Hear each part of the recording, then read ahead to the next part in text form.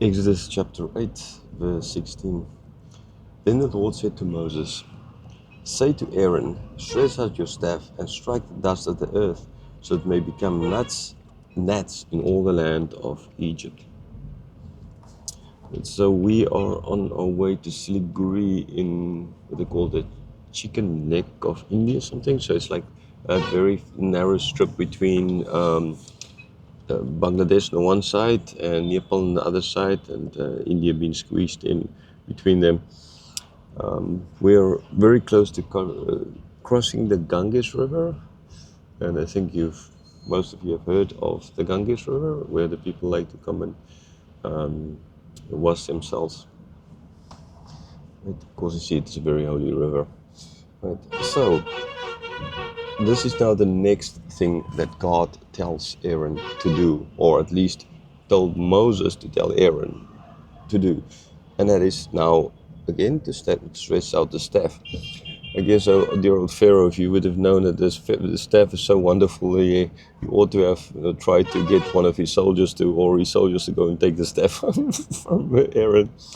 But anyhow, yeah, I mean, just kidding here, because ultimately, it's not the staff that's doing it, right? God in the end could do could use any other tool, just maybe his hand or something or whatever. But I mean, yeah, for that, right, he could have just killed off Adam and Adam, Moses and Aaron. But yeah, sure, God was ultimately protecting them, right? So there's going to now be the gnats. So you had to strike the dust of the earth. So yeah, well, striking dust of the earth. Well, yes, I just say that this does not now mean like all the, like, I mean, he's striking just one part, understand, one specific spot on the ground, kind of, and that is now going to turn into gnats. Verse 17, and they did so. Aaron stretched out his hand with his staff and struck the dust of the earth, and there were gnats on man and beast. All the dust of the earth became gnats in all the land of Egypt. Okay, so yes, it's not now a question of like even the dust in in South America or places like this now turned into gnats. Because sure, they would not have been able to know or see that. Okay, the all the earth, and here is just for them. This is how it felt. Okay, now this is a bit different than the whole concept of the flood. Is it worldwide or is it localized flood? Because the way they speak about that, and water above the highest mountain there, etc., right? Okay, that clearly shows it's more than just a localized flood. Now, in this case, this would have been a localized event, and not every little bit of dust would have turned into a net, but it would have felt to them as if this is now really what's going on. I think it's kind of always easy from the context and the text, or the context of the text to discern if you're speaking of like absolutely everything and everywhere, or if you're speaking just of something to show how really bad things were. In this case, yeah, sure, this is now the last case of not everywhere, everything like this, but it felt to them like that. Verse 18. The magicians tried by their secret arts to produce gnats, but they could not. So they were gnats on man and beast. So they tried again, the magicians. With the frogs, they still could get the frogs to come out, right? The previous one. But now, with the blood, they still could do that. But here with the third one, the gnats, now they can't anymore. They lost the battle. They were beaten by a higher power, ultimately, by the highest power, not just a higher power, but the highest power. So they could not, and the gnats were like on everyone. Verse 19. Then the magician said to Pharaoh, "This is the finger of God." Pharaoh's heart was hardened, and he would not listen to them, as the Lord had said. So yes, they then spoke to Pharaoh, and since they couldn't replicate this, and there was no way for them to replicate this,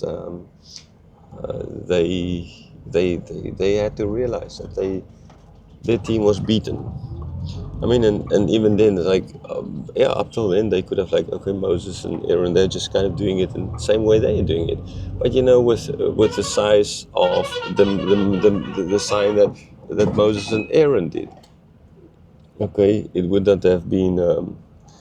I mean, it would have been clear already that they like the snake, Aaron's rod, eating their snake, basically, and their snakes, that is, and with the amount of blood and the amount of frogs, it would have been already kind of clear. They could have, but I mean, it's not a question of that they could go to Pharaoh and say, you know what, these guys are kind of doing something that, yeah, we kind of sort of can do, but we're not doing it really. We can't really do this. And now in this case, well, they had no choice. They had to go to Pharaoh and say, okay, sorry guys, but we can't do this. Right? There's something else. I mean, this is a finger of God. In other words, this is God's work here. This is not just black magic. This is not just a David Copperfield kind of magic or something like that, which you can see in all the shows all the time. But this is really something else. But the result, even then, after them recognizing, had to recognize that this is something else, right? Pharaoh's heart was hardened, and he would not listen, just as God had said. Okay, so now we are on the Ganges River.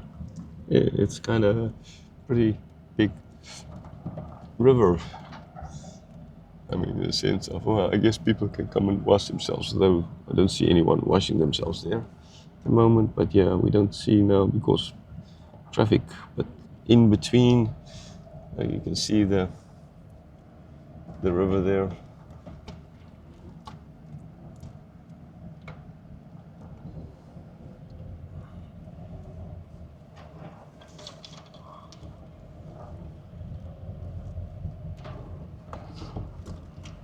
Okay, so the Ganges River.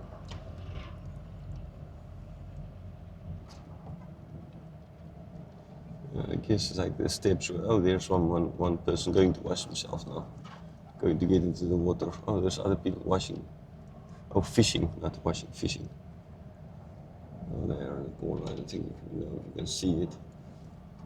But there's someone going into the river to wash himself. The river is kind of pretty fast, it seems, there at that specific spot. At least it looks fast. I don't think we need to go.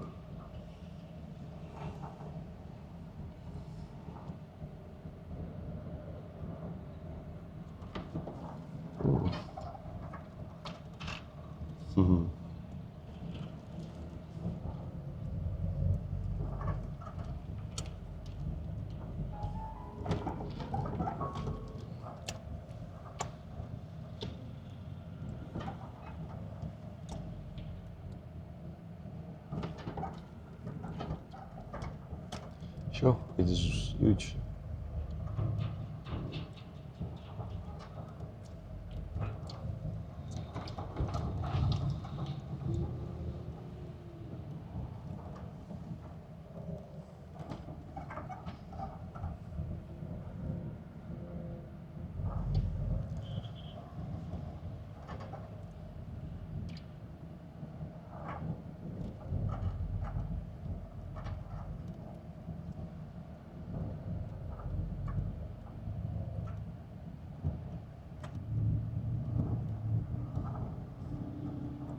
This is just before it crosses into Bangladesh.